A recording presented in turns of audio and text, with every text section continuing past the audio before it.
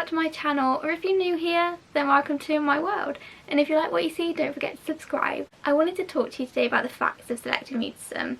I have got videos about my selective mutism up on my main channel.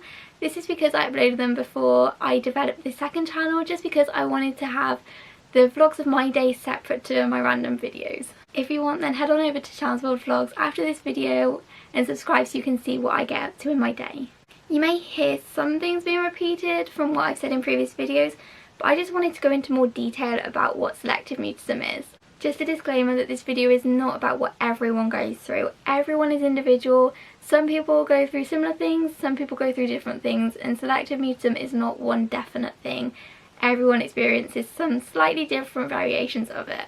I just want to say that some people, including myself, do prefer the term situational mutism. This is because selective mutism implies that you select when you speak and choose when you do and don't speak, and that is not right at all. It's in certain situations that it's difficult to talk, and it's not a choice whatsoever. Assure me, if I had the choice I would speak, but just not able to. It's important to know that it's not just being shy, it's not a lack of confidence. We are confident in our own home and we can speak as much as we want in our own home. Sometimes it can be difficult still in the house, but we are so much more talkative and people don't believe it. But it's true, we do talk more in our house because we're comfortable and familiar with our environment. So I will be calling it selective mutism in this video just because it's the more professional term to say. Selective mutism is a condition where it's hard to talk in certain situations. It's really important to realise that it's not a choice and that you don't always know when it's going to happen. You might think that you're going to be fine in one situation, but then once you're there, you can't talk. A lot of the time you can overthink and rehearse in your head what you want to say, but once you're there, those words stay locked up inside of you and you can't get them out. No matter how much you're in that conversation and the words just go around your head, they just can't be unlocked, and it's so difficult for them to be unlocked.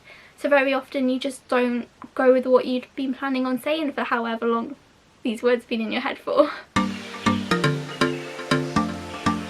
The NHS website claims that 1 in 150 children suffer from selective mutism and that it's more common in girls. I just couldn't find out how many adults suffer with it and what ratio it is. I think that it should be out there that adults do still get it. I'm an adult who has it, and it doesn't just go as soon as you reach adulthood.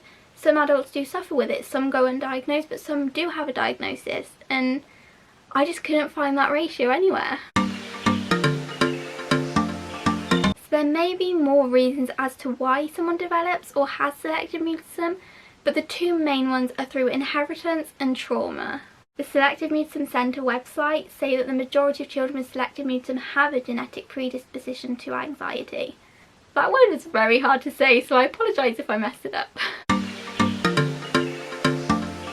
Personally, selective mutism does affect me in my day-to-day life, and there isn't just one thing which can affect it. There's so many things. For example, phone calls.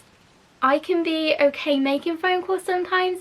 I'm so much better at phone calls if I don't know the person I'm calling. So if I'm phoning up a company, it's so much better to someone I actually know. It can be hard in my job when I serve customers because as much as I want to ask those questions, I can't always, and they do stay locked up inside of me. And it's the same with meeting up with friends. It is a struggle, but those who are really close to me, I am so much better with and so much more myself because they've seen me at my best and my worst. They know what I'm like, they know how to support me. And I'm always thankful for them because they really do look out for me and understand me. School was a difficult place for me because the teachers not all the teachers understood. And they would always put me on the spot, ask me questions in front of other children, and I'm just there like sat there thinking, please don't ask me. And when I hear my name being called, there's just like terror and fear because what do I say? I can't say anything. I might know the answer in my head, but I'm not going to say it because I physically can't. But the most important thing is to remember that everybody is individual, as I've already said. So some situations might be hard for others, some might be a bit easier, and we all have those different situations that we struggle with depending on what we do in our day-to-day lives. Not everyone goes through this life the same way. There are a lot of great places to start, but here in the UK, SMIRA is a brilliant one. It stands for Selective Mutism Information and Research Association.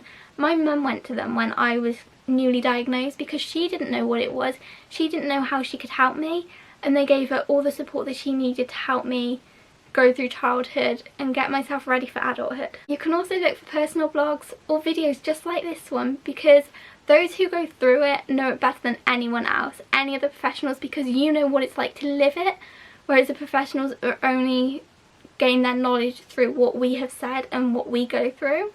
So Facebook pages and Instagram accounts are always a great place as well, because people will talk about them in their daily life as well.